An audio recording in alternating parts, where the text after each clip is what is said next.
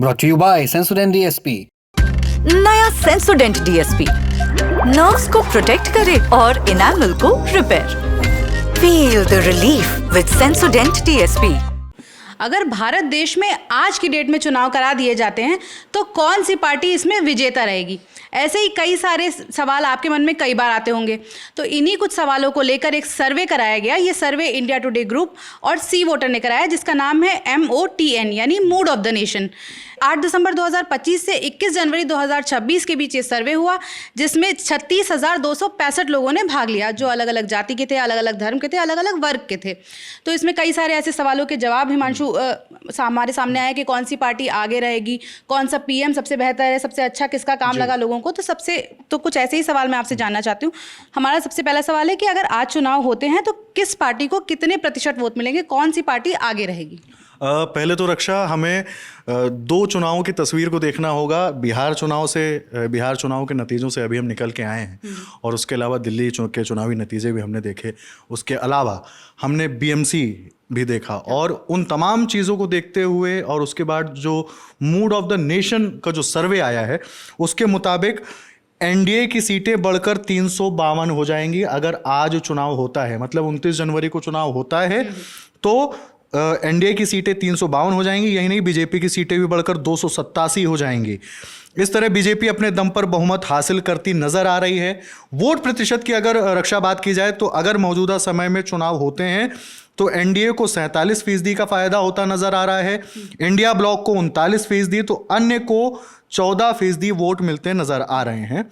और MOTN सर्वे में पूछा गया एक सवाल ये भी था कि अगर आज लोकसभा चुनाव हुए तो परिणाम क्या होगा, किस गठबंधन को कितनी सीटें मिलेंगी। तो मैं सीटों के हिसाब से भी बता देता हूं कि सर्वे में सामने आया है कि NDA को 352 सीटें मिलने का अनुमान है, जैसे मैंने पहले भी बताया, जबकि इंडिया ब्लॉक को 182 सीटें अन्य के खाते में 9 जा सकती हैं। हालांकि 2024 में लोकसभा चुनाव में NDA को 293 सीटें मिली थी, जबकि इंडिया ब्लॉक के खाते में 234 सीटें आई थी।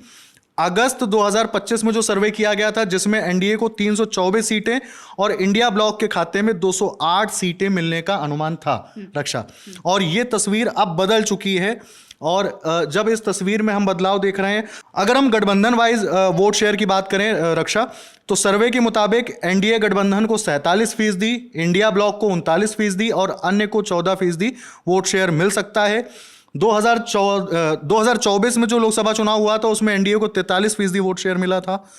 अगस्त में हुए सर्वे में NDA को 47% और इंडिया ब्लॉक को 41% वोट शेयर मिलने का अनुमान था।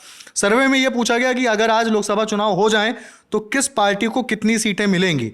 सर्वे में तब सामने आया था कि BJP को 287 और कांग्रेस को 80, अन्य को 176 सीटें मिलने का अनुमान है। 2024 में जो लोकसभा चुनाव में BJP को 240 सीटें मिली थी, कांग्रेस को 99 सीटें मिली थी। अगस्त में जो सर्वे होता है उसमें BJP को 260 सीटें, कांग्रेस को 97 सीटें मिलने का अनुमान था। और पार्टी वाइज वोट शेयर की अगर बात करते हैं, अगर आज चुनाव होते हैं तो 41% BJP के खाते में, कांग्रेस के खाते में 20% और अन्य के खाते में 39% वोट जा सकते हैं। ये जैसे कि जो इस सर्वे से हमारे सामने आया है हिमांशु, उसमें सीधे तौर पे NDA की बढ़त दिखाई दे रही है। तो जो अभी हमारे प्रधानमंत्री हैं नरेंद्र मोदी, वो NDA की तरफ से ही हैं। तो इस सर्वे में 36,265 लोगों से एक सवाल और किया गया कि प्रधानमंत्री का जो कामकाज है उससे कुछ लोग सहमत रहे, कुछ लोगों को वो नहीं पसंद आया, कुछ लोगों को वो बहुत अच्छा लगा। तो उन लोगों ने उनके कामकाज को कितने मार्क्स दिए हैं? हाँ, ये बड़ा दिलचस्प सवाल है, जो मतलब हर व्यक्ति इसका जवाब जानना चाहता है। तो प्रधानमंत्री के तौर पर नरेंद्र मोदी के कामकाज को 57% लोग बहुत खुश हैं, 16% लोग ने PM मोदी के कामकाज को औसत बताया है, जबकि 24% लोगों ने कहा है कि प्रधानमंत्री के तौर पर नरेंद्र मोदी का कामकाज खराब है। वहीं NDA के कामकाज से 52% लोग संतुष्ट हैं, जबकि 24% लोग NDA सरकार से असंतुष्ट नजर आ रहे हैं। जी रक्षा, मतलब कुल मिला के 50 से ज्यादा % लोग ऐसे हैं, जैसे 52% आपने बताया, जो खुश हैं। तो क्या ऐसे काम रहे हैं NDA सरकार के पिछले कुछ सालों में जिससे लोग खुश हैं? इसमें सबसे बड़ी उपलब्धि तो लोग कहते हैं राम टेम्पल को, जो राम मंदिर है अयोध्या का, राम मंदिर को लेकर जो 12% लोग हैं उस पर समर्थन जताते हैं कि भाई ये बहुत बड़ा अचीवमेंट है। जबकि ऑपरेशन सिंदूर के पक्ष में जाते हैं 4% लोग। और फिर विकास कार्यों को लेकर 9% लोग सहमत हैं कि हाँ 9% लोगों ने कहा है कि भाई इन्होंने विकास का काम किया है। तो मूड ऑफ द नेशन के सर्वे में इस तरह से लोगों ने अपनी जो राय है वो रखी है। जी, जैसे कोई भी पीएम हो या कोई भी सरकार हो, कुछ लोग खुश होते हैं, कुछ लोग नाखुश होते हैं। कई सारे ऐसे लोग भी हैं जो एनडीए सरकार के पिछले कुछ सालों में किए गए काम से खुश नहीं हैं।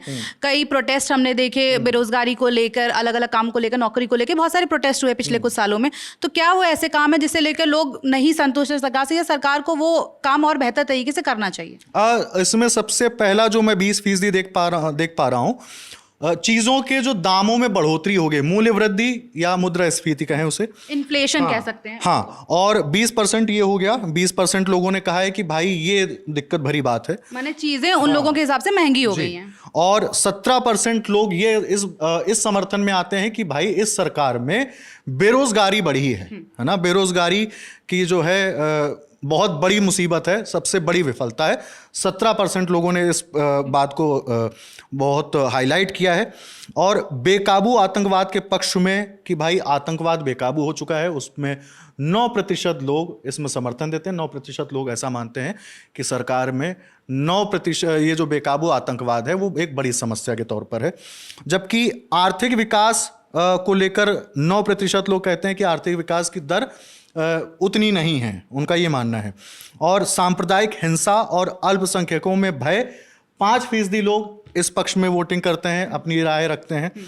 और 3% लोग महिला सुरक्षा के मुद्दे को इस सरकार की विफलता मानते हैं कि भाई इन चीज़ों में सरकार काम नहीं कर पाई है। महिला सुरक्षा हो गया, रोजगार हो गया, इन्फ्लेशन हो गया, ये कुछ ऐसी चीजें जिस पर अभी सरकार को काम करने की जरूरत है। हिमांशु, मेरा आखिरी सवाल ये है कि मौजूदा समय में देश की सबसे बड़ी समस्या क्या है? कुछ चीजें तो हमें इससे भी समझ में आ गई, लेकिन लोगों के मुताबिक देश की सबसे बड़ी समस्या वो किस चीज को समझते हैं? लोग जो है सबसे बड़ी समस्या रक्षा बेरोजगारी को मानते हैं। तकरीबन मैं जब देख पा रहा हूँ कि 17% लोग ये कह रहे हैं कि बेरोजगारी इस देश की सबसे बड़ी समस्या है ना। 17% लोग इस बात को बहुत मुखरता से उठाते हैं और उनका स्पष्ट कहना है कि इस दिशा में सरकार को काम करने की ज़रूरत है। और निश्चित रूप से जब एक इतना बड़ा सर्वे किया जाता है, अब जब ये राय रखी जाती है कि भाई हमें नौकरियों की ज़रूरत है, जब युवा अलग अलग मोर्चों पर अलग अलग सड़कों पर आते हैं और प्रदर्शन करते हैं, कहते हैं, कभी हमारे सामने ऐसी खबरें आती हैं कि भाई ये पेपर लीक हो गया, ये पेपर नहीं हो पा रहा है, इसे रद्द कर दिया गया है, इसमें नकल के कारण ये चीज़ें हो गई। तो लोगों जो है, जो युवा हैं, जो जिनको मतलब नौकरियों की ज़रूरत है, उनके सामने एक बड़ी समस्या खड़ी हो जाती है।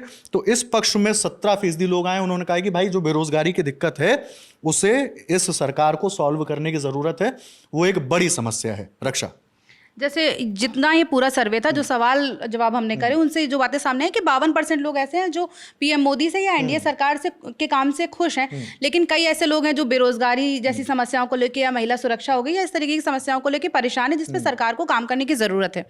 तो हमारे साथ जानकारी साझा कर रहे थे हिमांशु। नमस्ते, मेरा नाम रक्षा है। देखते रहिए द लल्लन टॉप।